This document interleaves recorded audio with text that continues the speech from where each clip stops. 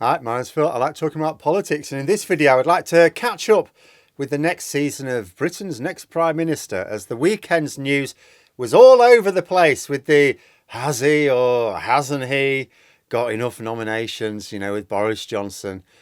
Truth be told, despite it being reported at one point yesterday that he'd reached the magic numbers, it seems that he's well short and is probably more intent on a face-saving way out of this mess now. But first, if you'd like to be notified of daily news and politics, please subscribe to the channel and click the bell notification icon. So before I go over the latest tomfoolery with Boris Johnson and his campaign of customary dishonesty, I must address some comments from my last video that made me smile. See, I was whining about the announcements on the tube when I was in London, which said the doors will open on the left or the right, whatever it was. And I would say, oh, which left? And then cue loads of people saying, the left in the direction of travel, you idiot.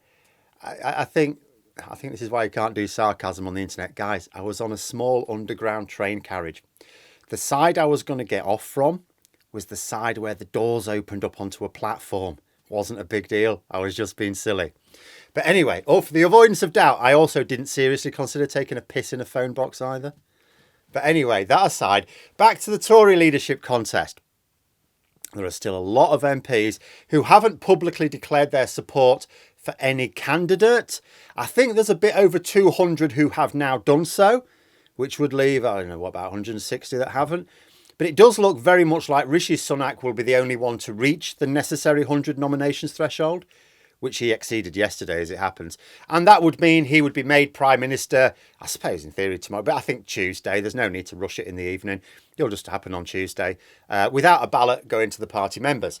Now, obviously, this could go south very quickly if it turns out Boris Johnson does get his nominations tomorrow. There are, as I say, still a lot of MPs who haven't publicly anyway supported anyone. But if we go on this assumption, I mean, this would be exactly what the parliamentary party want. A coronation, as they say. But for those of you who may have heard, as I did, that, Boris Johnson's reached the threshold yesterday, it seems very likely that the person who claimed this, one James Durridge MP, who seems to be acting as Johnson's election stooge, was probably fibbing. I know, shocking, right? If he had his 100 nominations, then why is it that only just over 50 Tory MPs are publicly backing him?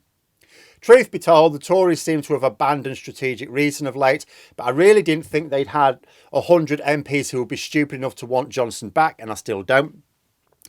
The slight window of opportunity for Johnson is there is talk of some, because the party members basically want Boris Johnson back, so there is talk of some constituency parties threatening deselection for their MPs if they don't back Boris Johnson. But I don't know how real that is, and I don't know how many it would be for. But there are a number of Tory MPs who are saying they're going to talk to their constituents.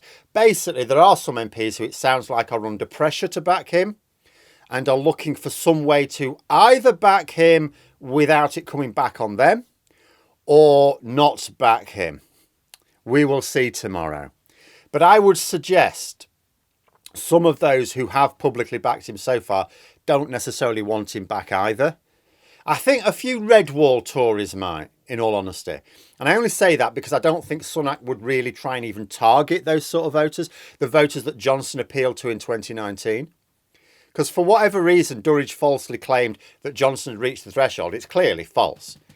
My partner reckons it was to get others to publicly back him. The logic behind it being that if they think Johnson's met the threshold, then it's clear he will win because the members will vote for him. Doesn't even matter if the vote's secure or not, because the Russians will vote for him as well. So let MPs think he's going to be Prime Minister again to force them to publicly back him in return for a job, in government. But I'm not so sure. I think they'd have done better to claim he was close, but not quite there. But anyway, the main argument being used by Johnson supporters is that he is best placed to win the next election. But this is based on the fact he won the last one. But it's worth bearing in mind that Boris Johnson wasn't popular at the time. This idea, the people loved him. No, they didn't. You'll find pockets of people who loved him, absolutely. Of course you will. You'll find the same for Jeremy Corbyn. His approval rating, though, was not high. It was round about the 0 mark. I think it might have been slightly negative at the time of the election. But he had three things in his favour. The first was a promise to make Brexit go away. Get Brexit done. I will get Brexit done. And then the idea was, and this appeals to people, that both the people and the government could get on with more important matters. That was the idea. That's not going to work next time because first, he didn't deliver it. Yes, we left the EU, but the Tories are still nearly 3 years later tying themselves in knots over Brexit. In no sense are the government getting on with other things. The second was a promise to level up. Johnson promised big spending projects for poorer parts of the country, but this has failed as well. Not only was he not delivering those promises, but even the attempt to was putting off traditional Tory voters who didn't like the idea of closing the gap between haves and have-nots. They were the haves, after all. Removes their competitive advantage. Remember that Johnson lost a safe Tory seat in a by-election last summer before all the scandals kicked in. That was last autumn. He'd already lost a safe Tory seat. That was down to his policies. Nothing to do with Partygate, not even the Owen Paterson scandal. Besides, there's a massive hole in the budget now, so all he'll have to deliver for the next election is excuses and IOUs to those left behind communities. And third, he was presented by the media as being, well, at least he's better than Corbyn. Well, Corbyn's no longer about, is he? There's no credible way, and there never was, of presenting Johnson as, well, at least he's better than Starmer. What, you mean the former Director of Public Prosecution, Starmer? Yeah, good luck with that. So all of Johnson's advantages have ceased to exist. And it's not like he won the last election with lots of votes to spare. He had lots of seats to spare. But that is not the same thing with the first past the post system. So Johnson is not at all in a good place to win the next election or even severely limit the damage. I don't necessarily know who is. I'm not saying that Sunak is best placed to do that or Mordaunt. Mordaunt might actually be the best place to do it. I really don't know. But the idea that Johnson would win the next election is ridiculous. And despite some questionable claims in the Mail on Sunday today, I think Tory MPs know that. The bottom line is some fairly big hitters have come out in support of Sunak this weekend. Like David Frost even. He has got the support now of Kemi Badenoch and Steve Baker, so a good chunk of the party's right wing will not back Johnson. In fact, Baker seemed to be speaking for the ERG in general, have to wait and see, but Johnson's main hope lay in, so he has his natural support, but that's just a few dozen. Then they can twist the arms of a few using the local party system maybe, but he basically needed the ERGs back in. He needed the ERG to see him as a better bet than Sunak. But Steve Baker hinted in an interview today that they're likely to back Sunak. And if Sunak doesn't do what they want, they're just going to collapse the government. He actually said that in a television interview. He threatened to bring down the government if the new Prime Minister doesn't do exactly what they say. In other words, they don't even need Johnson. The advantage of Sunak for them is that he can command the respect of a majority of the parliamentary party, but not the House of Commons. So even if Sunak has the support of, say, 2/3 of his MPs, that is not enough to govern. If the ERG acted as a sizable bloc, like almost all their members, to force their hard Brexit vision, Sunak would not be able to face them down. He couldn't win votes. Mind you, that doesn't mean the ERG will get their way, because if other factions within the party are willing to stand up at last, like they should have done years ago, they could do the same thing to Sunak if he tries to give in to the demands of the ERG. So where would that leave him? Well, if two opposing factions are willing to bring down the government under certain circumstances, it means a general election in the not too distant future. Although the Tories don't need to trigger an early general election, no matter how many prime ministers they burn through, that is because they have a large majority in Parliament. But if there is no Tory MP who can command the confidence of 90% of them, then they no longer have a majority and a general election must be called. In the meantime, Boris Johnson reportedly had talks with Sunak last night, bit of a negotiation. Last I heard, nothing was agreed from it, but again, there's all sorts of speculation flying around. The problem for Johnson is he came back to the UK, right, from his holiday, while other MPs were actually in Parliament dealing with our national emergencies. We may not think they were doing it well enough, but they were there. He was off sunning himself in the Caribbean.